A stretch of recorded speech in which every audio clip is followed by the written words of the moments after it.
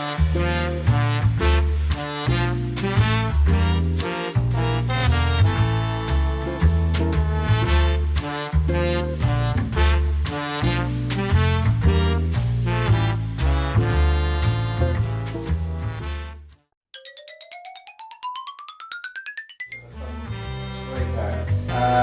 you want to leave a base, so don't. Oh, too late for that now. That one is the best. What I had in my head. Yeah, That picture. that lovely picture.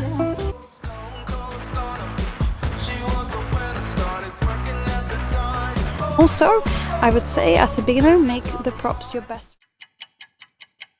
Hello, my name is Frederica. If you are new here, welcome to this space. If you enjoy this video, make sure to hit a like, subscribe and hit that bell button. It's such a long sentence to say. You know the drill. I'm a full-time yoga teacher and I live in London. In 2020 I decided to take my teacher training. I used to work in hospitality and retail and I was sick and tired of it.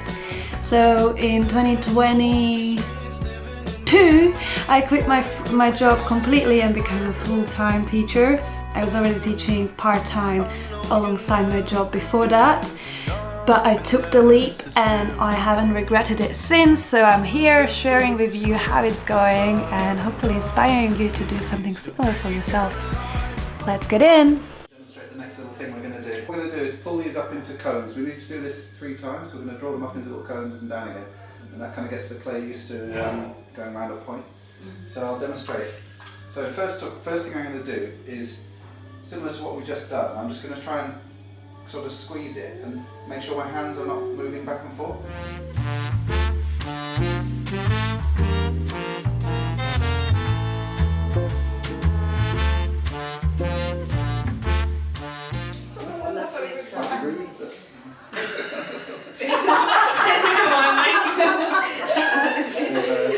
Heady parties come in. There's always a moment where something like that happens. Oh God, it's not on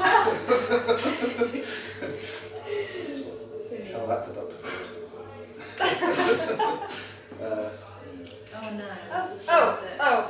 Your right elbow is not on your leg, that's where you get all that. Is with the bottom of your right hand in a sort of karate chop directly on the top of the thing.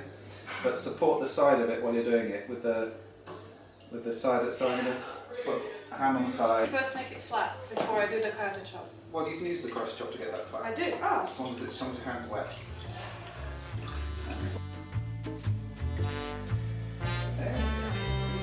Me? Oh, You did it! Congratulate myself. Giving yourself a pat on the shoulder. Good? Yeah, well done. Shove a thumb straight down.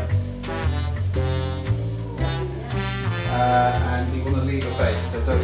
Oh, too late for that now. I should have said that.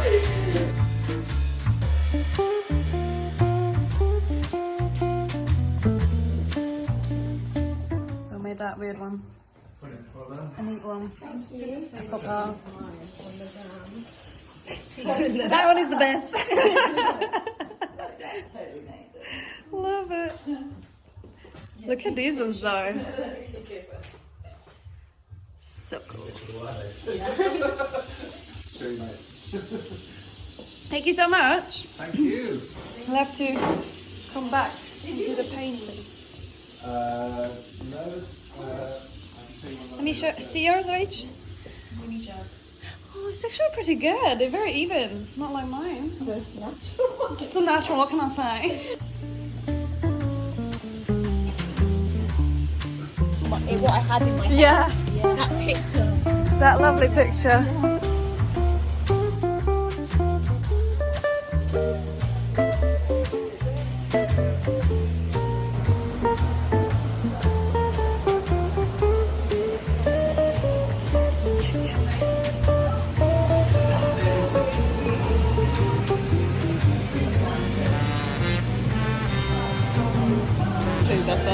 Really? Yeah. Halloumi burger. I could do with a halloumi burger. What else is in there? So it's just halloumi with some sauce and what? Gherkins and that's it? Oh, I'm sure it's gonna be good. It says good with hard sauce, caramelized onions, pickled onions and gherkins. Okay, great music. Great. Yeah. Music. It does say that, right? Yeah. I think it's that way. Yeah. So I think it's actually. Bloody hell, that was attacked. That was personal. That was personal.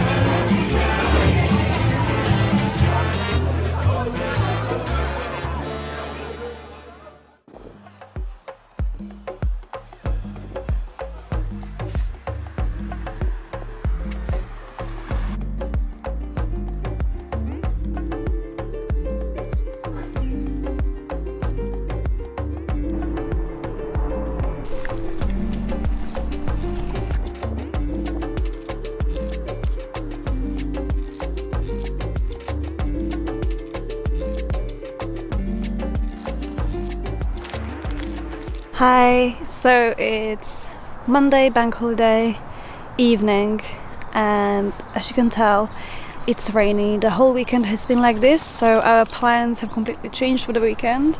Saturday I was meant to go out with the girls for a picnic by Hampstead Ponds and then go to Pottery Class, but it was absolutely chucking down, so we just went to Pottery Class and then some pubs.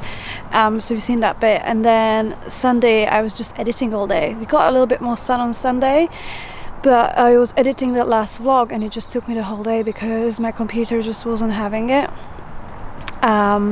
So I was just cozy in the house behind my laptop. Kind of similar. I took today actually off, although I was meant to be doing the macrame stuff today just because I really needed to recharge my batteries before the week. I've got a really busy week ahead, and so I'm just out with Spud, hanging out, enjoying the weather. That isn't completely chucking down, just like it's actually a nice temperature, to be honest. It's just that it's very overcast and raining every other minute. So yeah, just chilling really. So while we are out here, I thought we could dive into the chat of the day, which is any advice for beginners coming to starting yoga or training. So number one thing I would say is for you to figure out what is your reason why. So why is it that you want to get into yoga or training or any type of movement practice?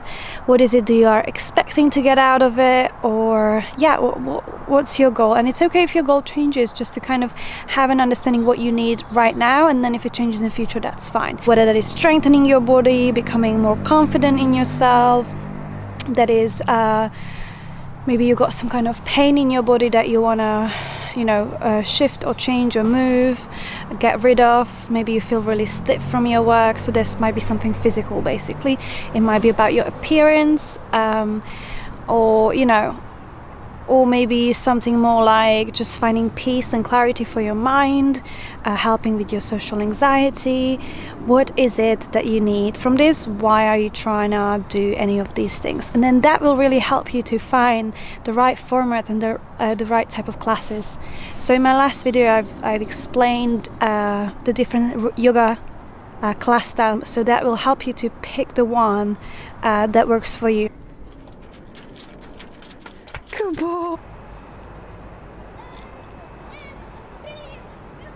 Have some kind of support around you, so that could be either going to whatever class you're picking, whether that's yoga or going to a gym or whatever. Go with friends, so make it a social event, make it like a fun thing, put in your calendar, and then you're also committed because there's other people, and you can encourage each other. A particularly fun thing to do in a social setting is climbing, so you may be going bouldering, or climbing is really, really fun.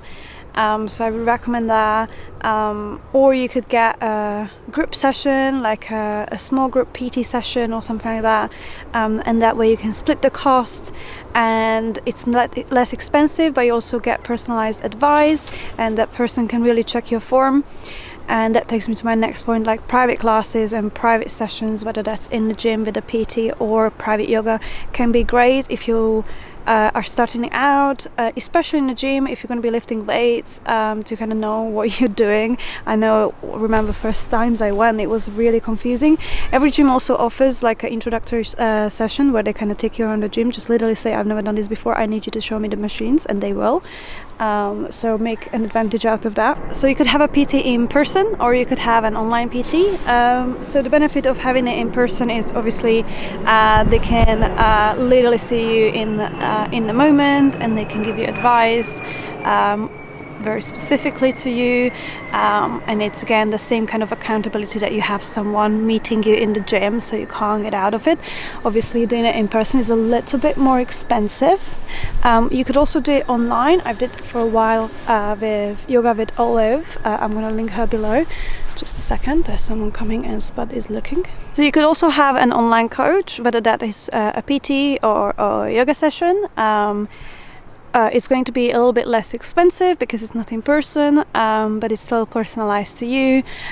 So that could be another option to kind of get into it.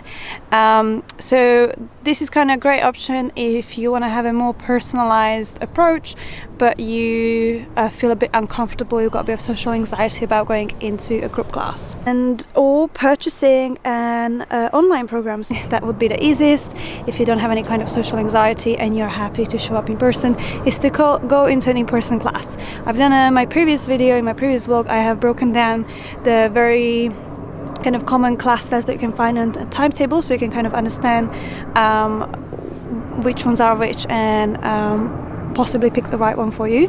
My advice is that the best thing to do if you're complete beginner and never done yoga before is to take a class that's a little bit slower in pace, so you can kind of learn the poses and the shapes, and that will kind of help you to then work on your pace once you know the alignment. So that would be like a hatha class, slow flow, etc. But if you are already kind of experienced in other movement practices, so you've got a really good endurance, you are kind of used to listening to cues and instructions, then you might be fine starting with the Vinyasa yoga class, and then building up from there. Give it a go, give it a try. It's either going to work, it's not going to work, and you're going to take a different class. When you go to your first class, definitely say that this is your first class, that you haven't done it, or if you've done just a handful of them but you still feel very like unsure about most things, you often feel like confused or out of place, just say that to the teacher at the start of the class when they ask about injuries and things like that. Just wave them down and say that I don't have any injuries, if you don't, but I just wanted to let you know that I haven't done yoga before, I haven't done many classes before, so I'm still might be a bit slower in pace. And you can kind of tell them if you want them to help you, to support you more, if you want them to come around to check on you, or if you prefer to not be touched and things like that, kind of setting your boundaries and see what works for you. Point, which is touch in class and consent. So you should always give consent to whether you want to be adjusted in class physically or not, even if it's just something like a press on the shoulders in Shavasana or whatever it might be. Not everyone is comfortable with that, and it's absolutely your right to say no. So no one should be touching you in class without asking you. Feel comfortable in the moment that I prefer not to be touched, or thank you, I'm fine. But usually people ask before they do, but just in case, can happen, speak up. Obviously yoga has lots of weird awkward shapes, but no one should be obviously touching you around certain private regions. I hope that goes without mentioning, but yeah, I have heard some weird stories about people being touched weirdly. I think it's more of a thing of the past, but it can still happen, so just something to be mindful of, that if somebody's touching you, they should always ask you, and you can always withdraw consent. Just, you know, like in any other area if you're in your life, it works same in a yoga class. And with that in mind, everything is an offering. So same way the hands-on adjustments are offering, also options in poses are optional. So they might be cueing a certain thing to do, but you might notice in your body that it really doesn't work for you and you need to take an adjustment, then do it. There is no shame in it. And also, I would say as a beginner, make the props your best friend. Props are not just for beginners, they are for everyone. I use props in my classes, whether I'm taking them myself or I'm teaching them all the time. It's the best to use props for both strengthening, conditioning, but also easing into shape and pose. Your body might need more time and pace on some days than others, so just need to respect that and understand that and work with that.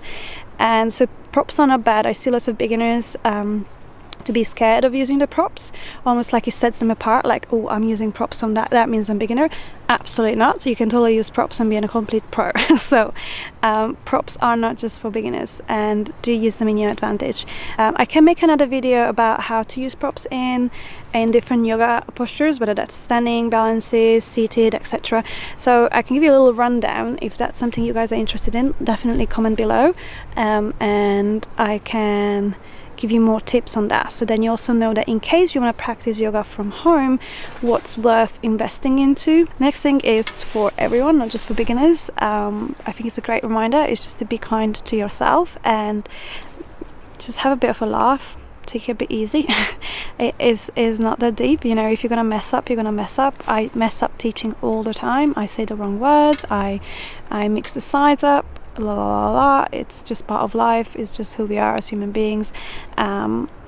So yeah, don't take it too seriously. I mentioned this in my previous video, but in terms of language in class, that's something I really look for when I'm taking a class with a person, and that will really determine whether I'm going to take a second class with them in future or not, is the way they speak. It should be inclusive and inviting.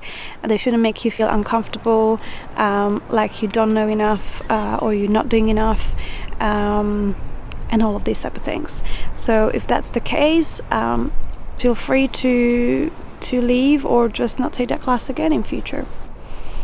Next thing I wanted to mention was that we as instructors, we don't know everything. I can speak for what I know from yoga trainings, is that the initial 200 and 300 hour courses that kind of qualify you to teach yoga classes are very basic in anatomy. It means that there's lots of areas that we don't know, or like we don't know in detail. We just understand the basic functioning, how things move, how the joints move, how the different asanas, how the different postures will look in poses, and what adjustments to offer based on that and based on some common injuries. But what we are not is, we are not doctors, we are not physios, we are not osteos, we are not chiropractors, unless this person, unless that teacher has that qualification as well, but you won't have it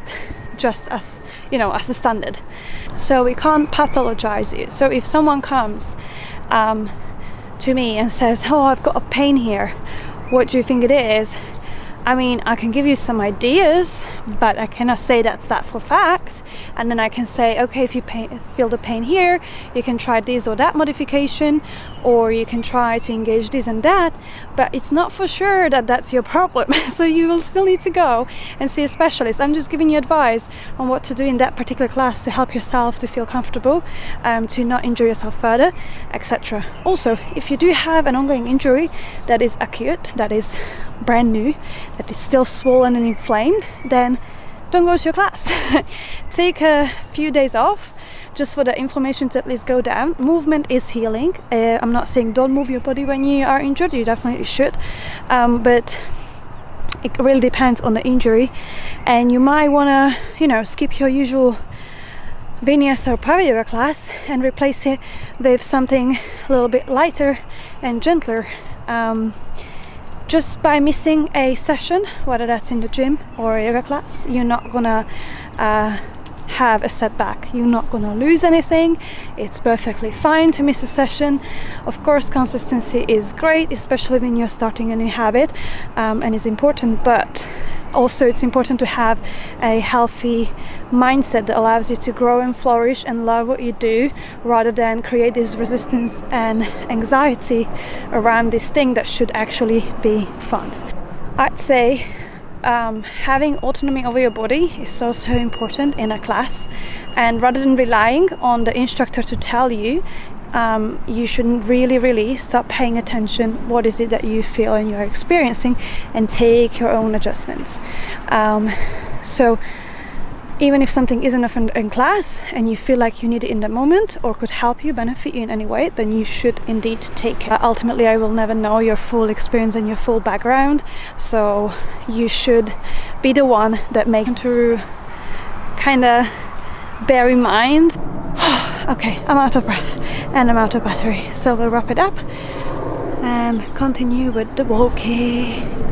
Sorry, I keep on having like bringing it into my face. I just forget to extend my arm. So you probably got really personal with my nostrils a few times by now in these videos. Alright, that's it from me and Spat for now. See you later!